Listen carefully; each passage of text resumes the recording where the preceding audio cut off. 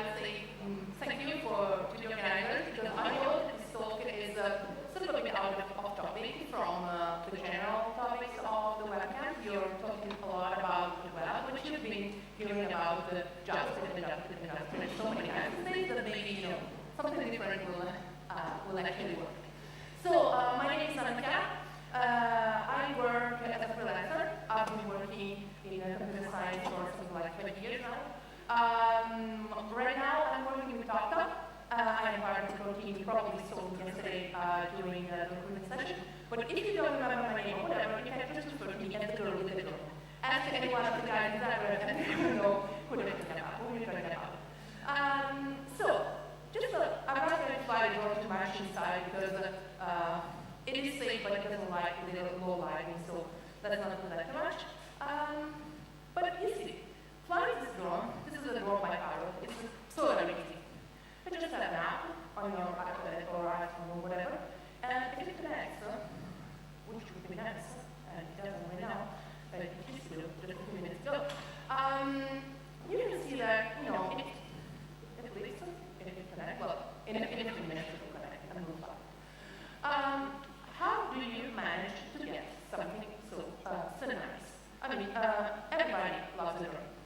Everybody has loves a robot or working something. But how do you get about to actually build one?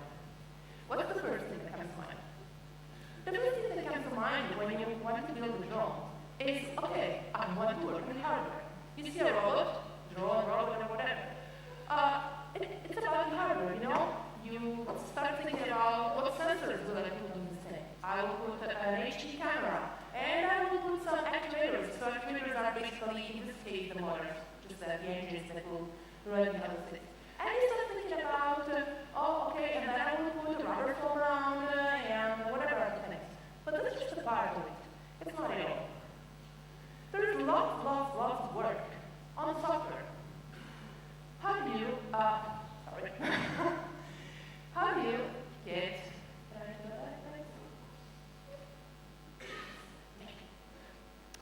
so, what about software? There are so many things that you have to do from the software side.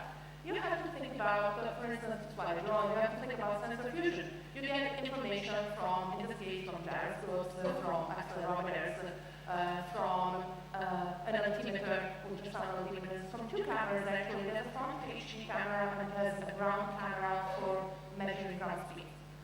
So there is actually a lot of stuff involved. There is also the user interface. So the app that is not working, but there is the user interface. There is also, there are lots of control algorithms. How do you really fly it? I mean, you want to go in front, but basically what it turns out is I want to go in some direction, but all it can do is run 4 engines. It cannot do anything more than run 4 engines. And you have to balance these 4 engines so that it will do everything you want to do. It will lift, it will go down, left, right, whatever movement you want to do. And things that can go wrong when you work with any kind of robot. What can go wrong? Lots of things. You can crash it.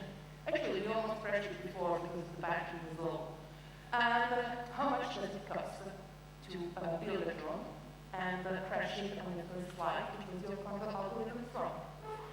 So, there are several reasons why you would want to build a simulator. But that's not the first thing that you think of when you think about building a robot. That's not the first thing the simulator is not the real thing. What do you use that for?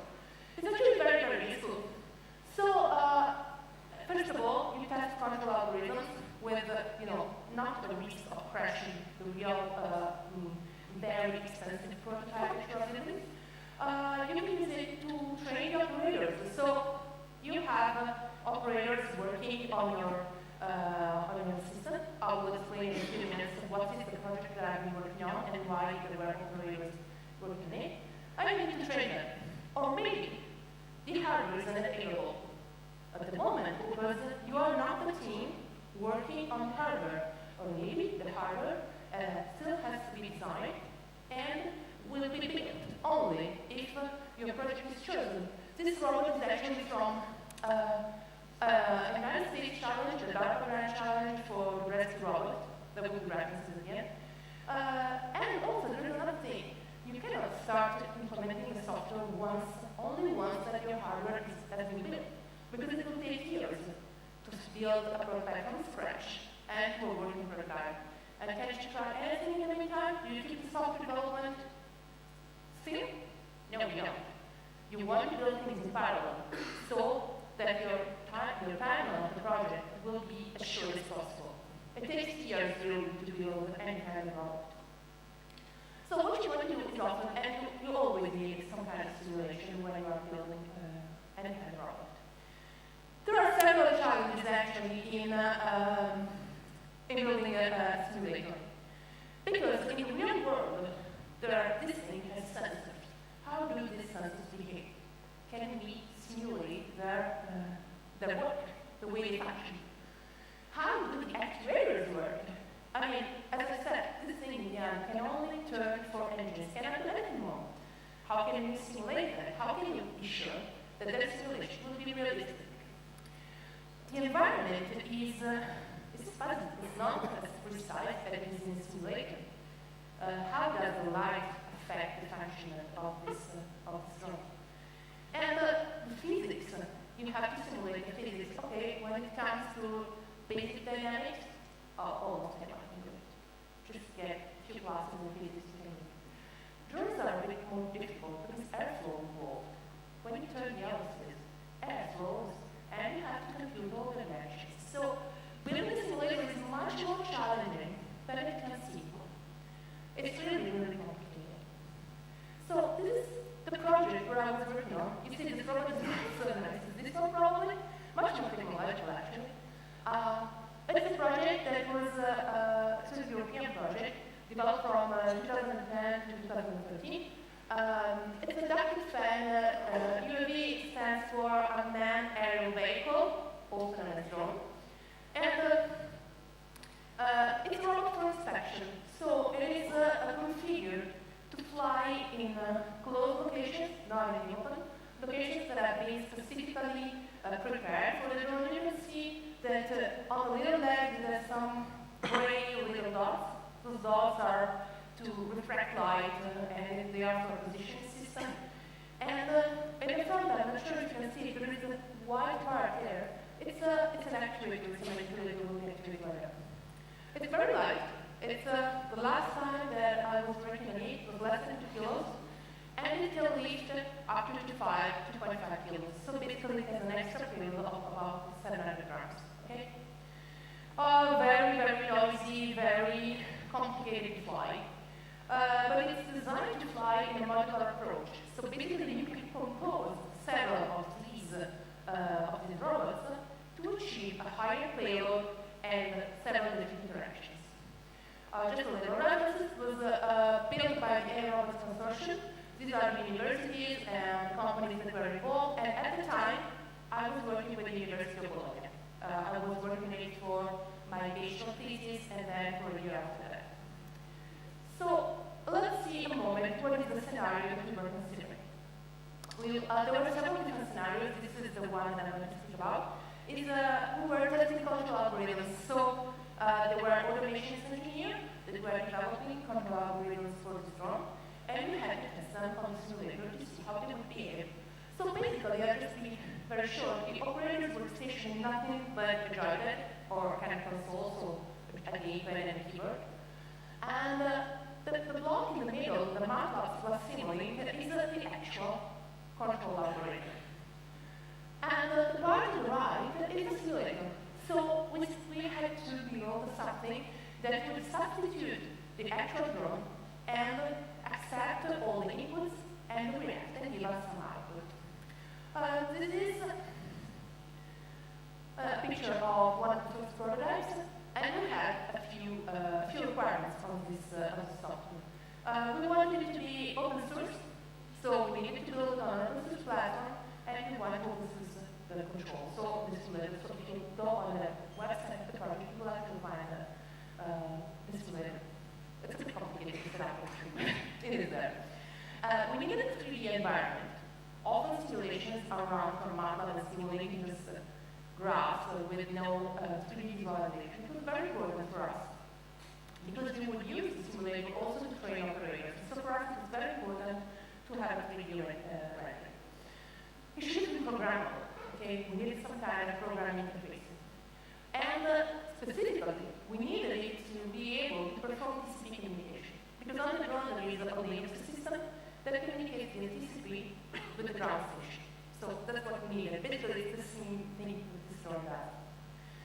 And we wished for some kind of physics simulation.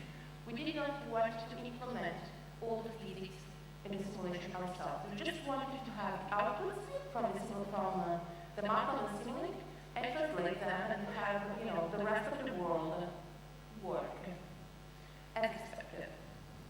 This is our setup. So in the Simulink part, we had the control. We add a couple of Simulink blocks to generate the wrench. The wrench is nothing but the thrust, so the force that pulls up, and the torque, so the force that will twist the joint on itself and on which axis.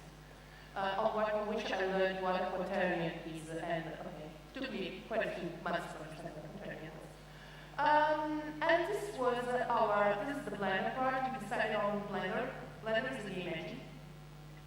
And we decided to use that because it's programmable with Python, and it's open source. And also there is lots of work in Europe among the European Community of Sciences and Robotics on Morse. Morse is a framework developed specifically for simulating robots on Blender. And so that was our choice. And the idea is we have a middleware that accepts inputs from MATLAB. Basically, it's just a server that will accept TCP packets. And we have actuators, and then we have all our 3D modeling and simulation, and then back with feedback from the sensors. And you have seen the drone before, and this was our rendition of the drone. Okay, very simple, just to give a visual idea. What did we have to simulate? The shape is the least important thing. We don't really care about how it looks. We wanted, when you have to be precise in the weight and in the moment of inertia. So it's pretty hard to actually measure the real moment of inertia of the real drone. The thrust and the torque, they should be applied as a wrench vector. And we had a problem with airflow. You can't really simulate airflow like that. So we simulated the airflow, the effect of the airflow, with a little block map on the was an aerospace engineer with us, and we did that. And we would need, simulate the output of gyroscopes and accelerometers to get the close. So we started working on the simulator, and we achieved some nice results. We were able to fly the simulated drone with the same control algorithm that would fly the real drone, with the same controls, the same input, and fly around the scene. And using the physics of Blender, we were able to fly around and land on the scene. Okay? Everything was fine. What we find we were actually pretty satisfied at the moment. One of the goals of this project was also to do some waypoint navigation. So I have to inspect several targets. So I have waypoints, I set waypoints in place, and I want my drone to plan his path across the space. And everything is still fine. The next step was to add that white manipulator, which is only one of the pictures. So this is not the actual one, I don't have a picture of the actual one, this is a commercial one from Korea. And the delta robot is something that you have seen in any kind of probably an apartment, in one that you used to pick up the opposite slot machines. And we needed to simulate this. And that's what we started going wrong with our simulator. So this is our rendition of the simulator turned upside down. So the one at the bottom is the base, the one which is so on top here. Okay. And this is our rendition. So what we did is we took all the measurements of the little components of the simulator, of this robot. And the goal of it, the idea is that the blue disc on the top will always remain parallel to the bottom. Okay? It can move, it has 3 degrees of freedom in space. Okay? It can go anywhere.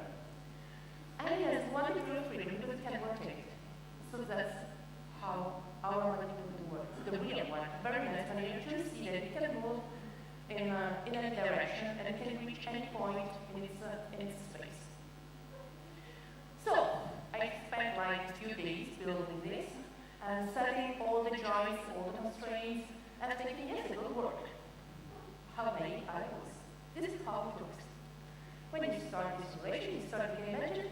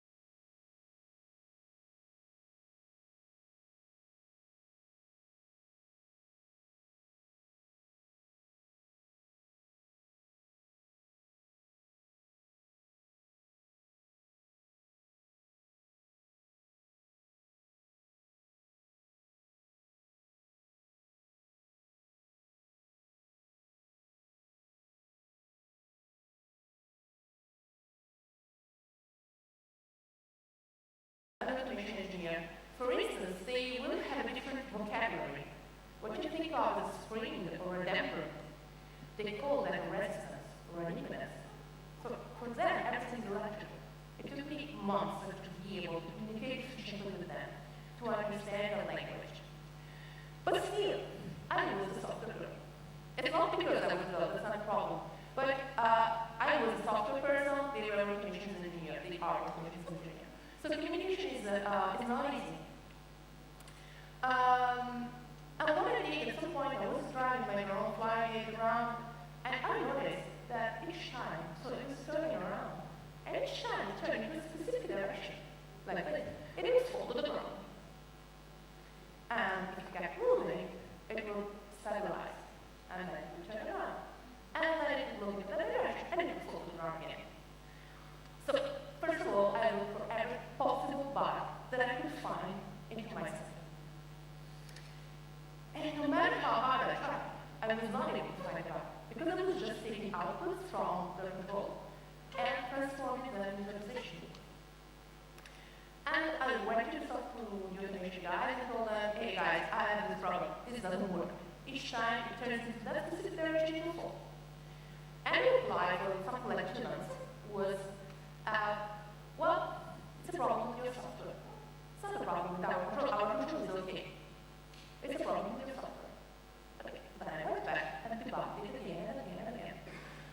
And I was not able, probably because I was not confident enough to know that my software was okay and their control was wrong. I was not able to convince them to investigate the matter, and they did not. So a few months passed, and we finally had the drone flying really in the room. And for some reason, they actually forgotten about my problem. And someday, I heard them saying, oh, it loses height. Why? And they would notice that each time it turned in a specific direction, that it did this one, it loses height. It would fall something like 50 centimeters. No matter, then it would start moving again. And I struggled with the problem for 7 times.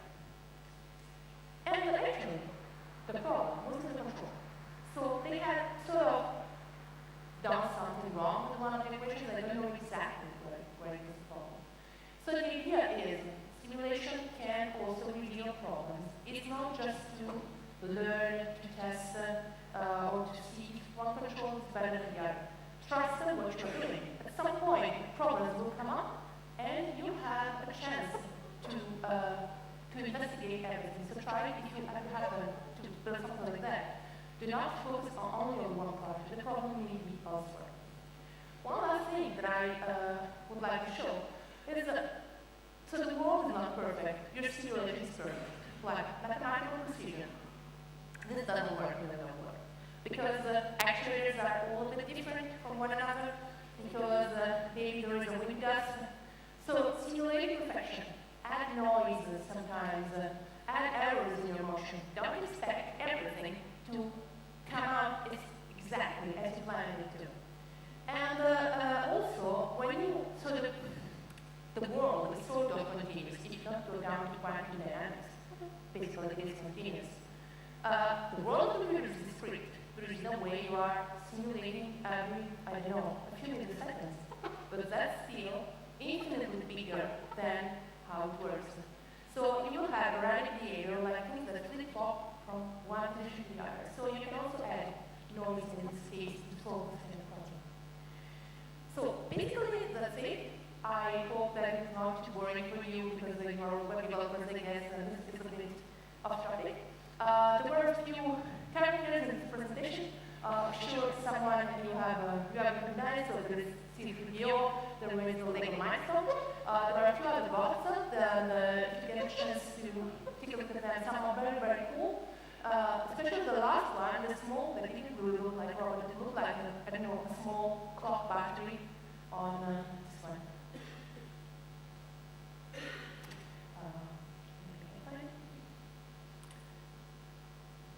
This one looks like just like a, but it is a robot and it moves. So it's called the kilobot because they built a kilo of them, 1024.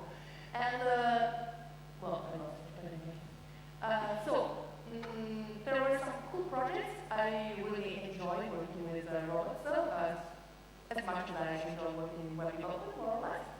And basically, that's it for me. So thank you for listening.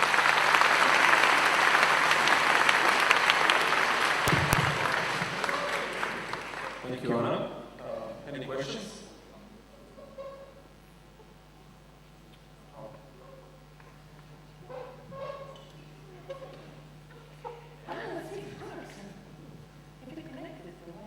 Eager to see the demo. Sorry? People are eager to see the demo. Yeah, we were showing it actually off before outside. We realized we can try to off. Yeah. I have one question. You said that the simulations were done in Blender and things like that, but there are already environments like specifically for remote control airplanes. You know, the software already simulates all the physics and the engine and stuff like that. Was that an option? Did you consider something like that to use? Several options were considered. Actually, when I started the project, the decision had already been made. One of the main drivers of the European project was that the Morse framework runs specifically in Blender, and so it was like a further testing. It's not like friendship, but since there had already invested money in the project, it's sort of validation. So even if Morse was not part of our project, it was still a good idea to explore further how it would work. But yes, there are several systems to simulate robots of any kind. I will try to switch the battery off and on and see if it can work. It's not connected to the Wi-Fi.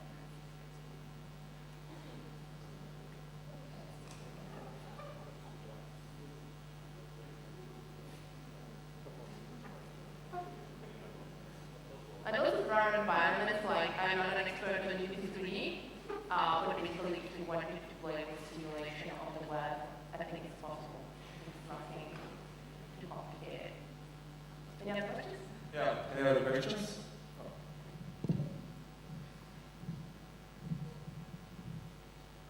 Hi. My question is, how do you handle with the noise that the drones are making? I mean, especially in video production, it's a big problem. So how do you erase that? The noise joins to me in the manipulator, that was our biggest problem. Actually, simulator. That was really the biggest problem. And in the end, it was just computed and I think adjusted with real measurements from the actual manipulator. Because that was really the biggest thing we were not able to simulate. I mean, not at least with our setup.